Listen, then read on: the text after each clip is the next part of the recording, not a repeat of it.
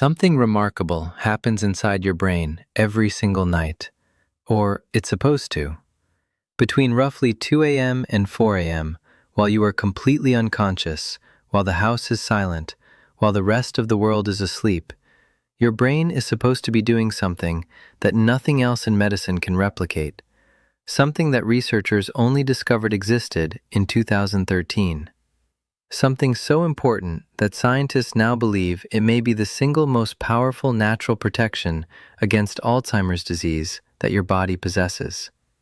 Most people over 60 have never heard of it, and a significant number of them, through habits so ordinary they would never think twice about them, are unknowingly shutting it down, every night, while they sleep. Today, we are going one layer deeper, because understanding what your brain is supposed to be doing while you sleep and what gets in the way of it may be the most actionable thing I have ever put on this channel. Stay with me, because what happens in the next 25 minutes might change what you do tonight, and tonight matters more than you think. Let me start with what most people think sleep is for: rest, recovery, giving the body a break, letting tired muscles rebuild, maybe processing the day's emotions. These things are true, sleep does all of them, but they are, in terms of brain health, almost beside the point.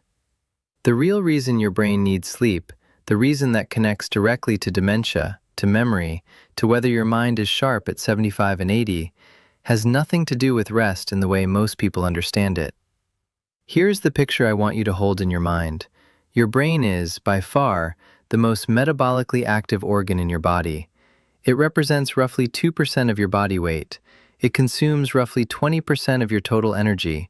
Every thought, every memory, every movement, every conversation. Your brain is running all of it simultaneously, constantly, from the moment you wake until the moment you lose consciousness. And like any engine running at full capacity, your brain produces waste.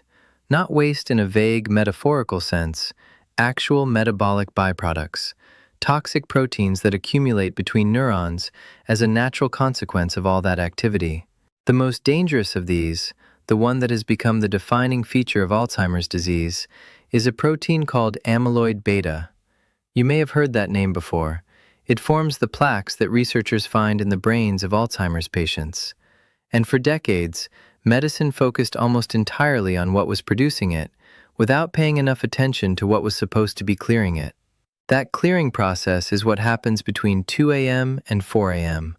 That is what this video is about.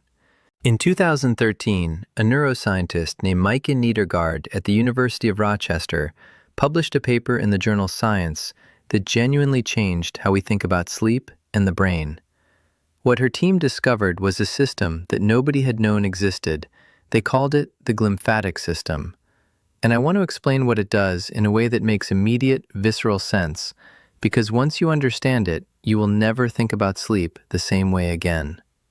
During the day, while your brain is active, the cells that surround your neurons, called glial cells, are swollen and packed tightly together. There is very little space between them. The brain is dense, working hard, focused entirely on function. But when you fall into deep sleep, specifically into a stage called slow-wave sleep, which occurs predominantly in the hours between roughly midnight and 4 a.m., something remarkable happens. Those glial cells shrink. They contract by up to 60%, and the space between them opens up like channels, like a river system running through brain tissue. Cerebrospinal fluid then flows through those channels with a force and volume that simply cannot happen during waking hours. And as it flows, it sweeps. It carries away the accumulated metabolic waste, the amyloid beta, the tau proteins, the toxic byproducts of a day's worth of brain activity, flushing them out of the brain and into the body's lymphatic system, where they are broken down and eliminated. Niedergaard's team found that this glymphatic clearance process is 10 times more active during deep sleep than during waking hours. 10 times. Think about what that means. The primary mechanism your brain has for clearing the toxic proteins associated with Alzheimer's disease operates almost exclusively while you are in deep sleep. Not when you rest, not when you nap lightly, not when you lie in bed scrolling your phone. during genuine, deep, slow-wave sleep, the kind that happens most intensely in those early morning hours. And here is what makes this finding so significant for everyone watching this video. If you are consistently not reaching deep sleep, or if something is interrupting it, degrading it, cutting it short, your brain's glymphatic system is not doing its job. The amyloid is not being cleared, it is accumulating, night after night, year after year, building towards the plaques that researchers find in brains decades later. This is not a theory, this is the mechanism. And knowing it changes everything about how you should think about what happens before bed. I want to give you the actual evidence, not summaries, not vague references, but the specific studies that have shaped what neuroscientists now understand about sleep and Alzheimer's risk. The Washington University study. Researchers at Washington University School of Medicine conducted a landmark experiment in which healthy volunteers were monitored over multiple nights. On nights when participants were allowed to sleep normally, their cerebrospinal fluid showed the expected clearance of amyloid beta overnight. On nights when their sleep was experimentally disrupted, even by a single night of poor sleep, amyloid levels in the cerebrospinal fluid were measurably elevated the following morning. One night, the effect was detectable after a single disrupted night. Published in the journal Brain. The Johns Hopkins Sleep Study. A large population study from Johns Hopkins University tracked adults over many years and found that people who reported poor sleep quality in midlife, difficulty falling asleep, frequent waking, consistently short sleep duration, had significantly higher amyloid burden in their brains when scanned years later. The researchers concluded that poor sleep quality, sustained over time, is an independent risk factor for Alzheimer's disease, meaning it predicted dementia risk even after controlling for other known risk factors like age, genetics, and cardiovascular health. The Swedish military study. Perhaps the most striking piece of evidence comes from a study published in 2021 in the journal Nature Aging. Researchers followed men who had been diagnosed with sleep disturbances in early adulthood, their 40s and 50s, and tracked them over several decades. Those with persistent sleep problems had a nearly double the risk of developing Alzheimer's disease compared to those who slept well. Nearly double, over a 40-year follow-up. The bidirectional relationship. One of the most important and least discussed findings in this area is that the relationship between sleep and dementia runs in both directions.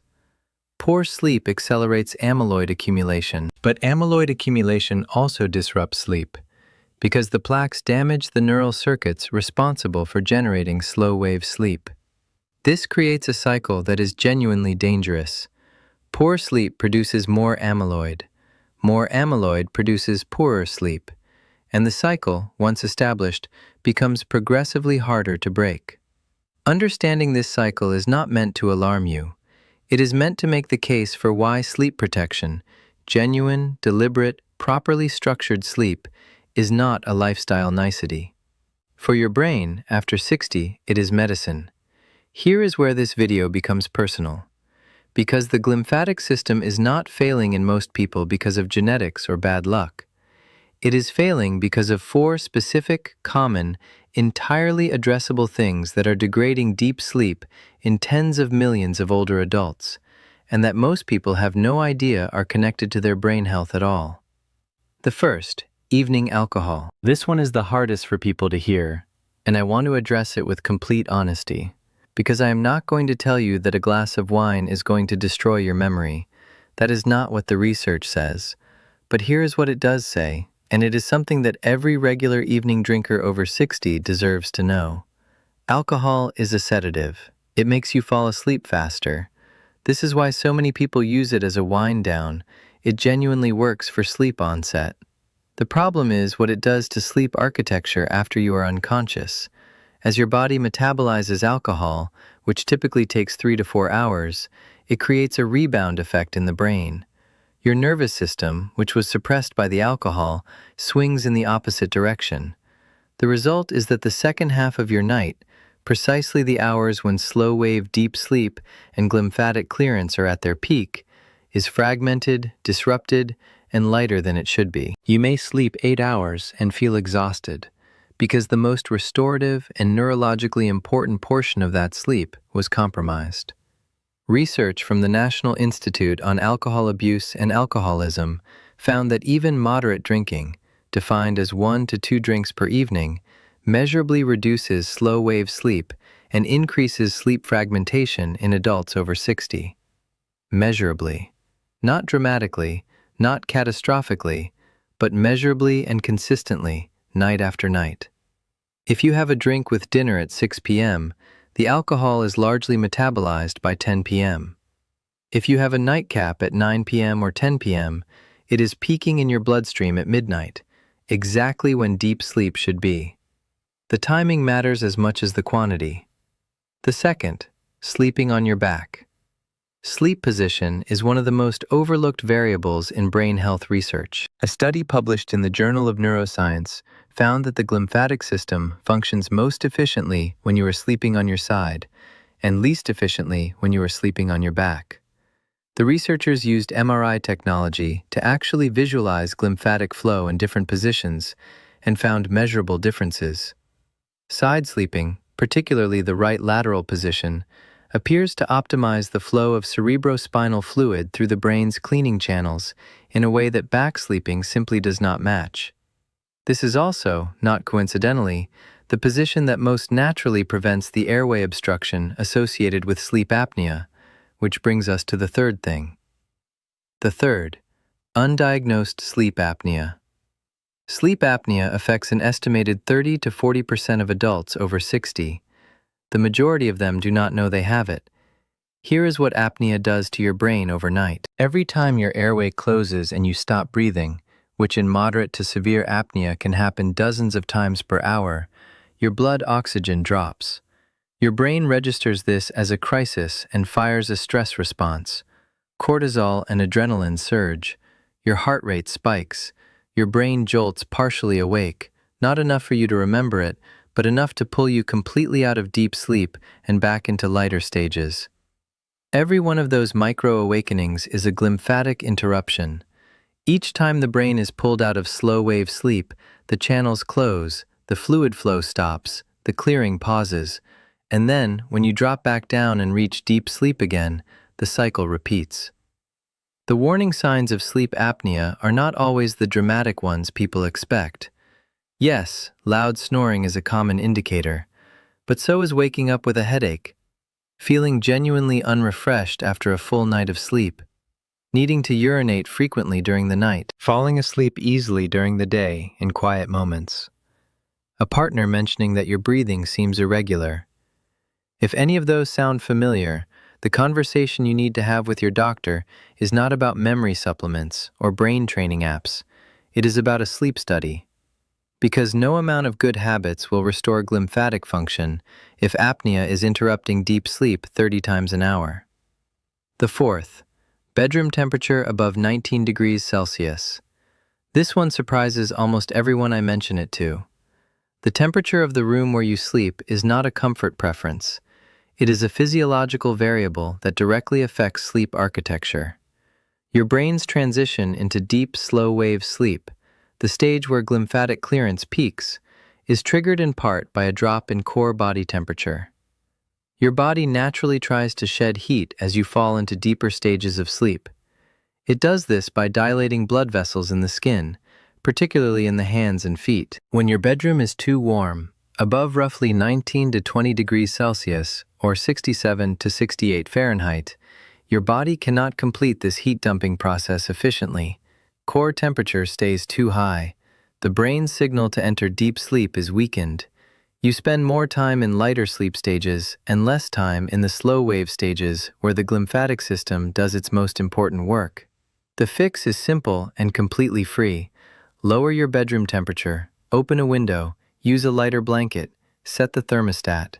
Studies consistently point to the 17 to 19 degrees Celsius range, roughly 63 to 67 Fahrenheit, as optimal for deep sleep in adults over 60. Not cold, cool. there is a difference, and it matters. Before we talk about solutions, I want to give you a way to assess where you currently stand. Because many people have no idea that their deep sleep is compromised, it feels, subjectively, like they slept. They were unconscious for 7 or 8 hours. How would they know? Here are the signals that your brain's overnight clearing process is not working as it should. You wake up feeling like you need more sleep. Not occasionally, but most mornings. 8 hours of sleep leaves you feeling like you only got 5. This is one of the clearest signs that the restorative phases of your sleep are being disrupted. You are significantly sharper and more mentally clear on days after you slept particularly well, and noticeably foggier after nights when your sleep was disrupted. This variability in cognitive sharpness from day to day is your brain reflecting the quality of its overnight clearing. You wake at the same time most nights, between 2 a.m. and 4 a.m., and struggle to return to sleep. This is extremely common after 60 and is often dismissed as normal aging. Sometimes it is, but it also represents a disruption to the exact window when glymphatic clearance is at its peak. You snore, or you have been told you stop breathing in your sleep, or you wake with your mouth dry and your throat sore. These point directly toward apnea and glymphatic disruption. You feel a cognitive heaviness, a slight but persistent brain fog that lifts partially during the day but never fully clears. This can be the accumulated effect of years of suboptimal glymphatic function. Not dementia, not inevitable, but a signal that the brain's cleaning system needs support. Now the part that matters most, because everything I've described, the glymphatic system, the amyloid accumulation, the 4 disruptors, is only useful if it leads somewhere actionable. Information without a path is just anxiety, so here's the path. Step 1. Create your alcohol cutoff. If you drink in the evenings, move your last drink to at least 4 hours before your intended sleep time. If you go to bed at 10 p.m., your cutoff is 6 p.m., with dinner. This gives your body time to metabolize the alcohol before your slow-wave sleep begins. You are not eliminating alcohol. You are timing it so it does not land in your brain's cleaning window. If going to bed earlier is an option, consider it. The glymphatic system is not strictly clock-dependent. It responds to sleep depth, not the time on the wall. But for most people, the hours between 11 p.m. and 4 a.m. represent the window when deep sleep naturally predominates. Protecting that window is the goal. Step 2. Change your sleep position tonight. If you sleep on your back habitually, begin transitioning to your right side.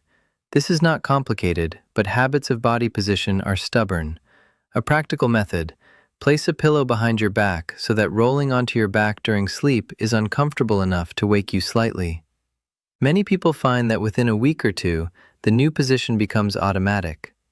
Right lateral sleeping, on your right side, appears in multiple studies to offer the best combination of glymphatic flow optimization and airway maintenance. If you already sleep on your side, stay there. If you sleep on your stomach, side sleeping is a significant improvement and far easier on your spine as well. Step 3. Cool your bedroom. Tonight, before you go to sleep, lower the thermostat, open the window, switch to a lighter blanket. Aim for 17 to 19 degrees Celsius. If you share a bed with a partner who prefers warmth, consider separate light blankets, a widely recommended and surprisingly effective solution that allows each person to regulate their own temperature without compromise. Give it 2 weeks at the cooler temperature and pay attention to how you feel in the morning. Sleep quality, real deep sleep quality, is something most people can feel the difference in once they've experienced it consistently. Step 4. Get evaluated for sleep apnea if any of the warning signs apply. This is the step most people skip because it requires a doctor's appointment and feels like an overreaction. It is not an overreaction. Sleep apnea is one of the most treatable conditions in medicine. CPAP therapy, a device that maintains positive airway pressure throughout the night, is not comfortable at first. Most people need 2 to 4 weeks to adjust. But the studies on what CPAP does for brain health are among the most consistent in sleep research. A 2019 study published in the American Journal of Respiratory and Critical Care Medicine found that CPAP users showed significantly lower amyloid burden in brain scans compared to untreated apnea patients after 2 years of therapy. 2 years of treatment produced measurable differences in the very proteins associated with Alzheimer's disease. That is not a minor finding. That is the kind of result that should make anyone with untreated apnea sit up and pay attention. If you are not ready for a full sleep study, there are now FDA-cleared home sleep testing devices that connect to your phone and give you a preliminary apnea assessment in your own bed. They are not perfect substitutes for clinical testing, but they are a reasonable first step that costs far less and requires no hospital visit. Step 5. Protect the 2 a.m. to 4 a.m. window deliberately. This is the synthesis of everything. Whatever disrupts your sleep between midnight and 4 a.m., alcohol metabolizing, a warm room, an apneic airway, a full bladder from too much fluid too late, a phone that buzzes, is disrupting the exact window when your brain's cleaning system is working hardest. Think of that window as protected time, not just sleep time, maintenance time. The time when your brain is doing something no medication, no supplement, and no intervention can fully replicate. Give it the conditions it needs: cool room, right side, alcohol metabolized hours ago, airway clear, phone silent. Those conditions cost nothing. They require only that you understand why they matter, which you now do. I want to come back to something I said at the beginning of this video. Scientists discovered the glymphatic system in 2013. That is not very long ago. For the entire history of medicine before that point, we had no idea that the brain had a dedicated overnight cleaning mechanism. No idea that sleep was, for the brain, not passive rest, but active maintenance. No idea that the toxic proteins associated with Alzheimer's were supposed to be flushed out every night, and that our habits were either helping that process or quietly blocking it. The research is still young. There is more to learn. But what we already know is significant enough that I think every person over 60 deserves to have heard it, clearly, in plain language, before they make their decisions about how they spend their evenings. Because the decisions you make at 9 p.m. affect what your brain is doing at 2 a.m. And what your brain is doing at 2 a.m., whether those channels are open and flowing or suppressed and stagnant, shapes what accumulates over the next decade. You now know this. If this video gave you something useful, and I hope it did, please share it. Think right now of one person in your life who drinks a glass of wine before bed every night, sleeps on their back, and wakes up tired every morning, assuming that's just how it is now. Send them this. It might be the most useful thing anyone has given them in years. And the ones that research suggests actively slow it. It is a more hopeful video than it sounds. Take care of that brain. It has been working for you every single hour of every single night of your life, even when you were not giving it the conditions it needed. Imagine what it can do when you do. One final thing, and this matters. Everything I have shared today is based on published, peer-reviewed research and is provided for informational and educational purposes only. It is not medical advice. It is not a substitute for a conversation with your own doctor, particularly regarding sleep apnea assessment and treatment, which genuinely require medical involvement. Please bring this information to your next appointment. The conversation is worth having. Your brain is worth it.